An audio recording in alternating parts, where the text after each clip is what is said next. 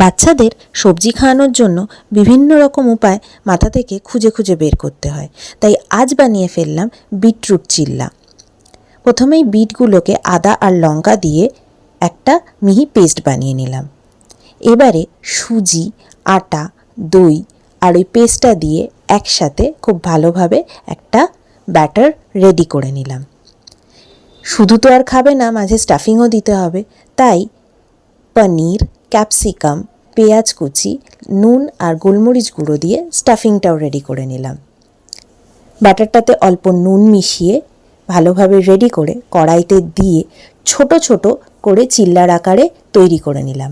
মাঝে দিয়ে দিলাম ওই স্টাফিংটা আর ফোল্ড করে এপিট ওপিট উল্টে ভালোভাবে ভাজা ভাজা করে নিলাম। একে একে সবকটা রেডি করে নিলাম। তারপরে সসের সাথে পরিবেশন করলাম। সবারই মন খুশ।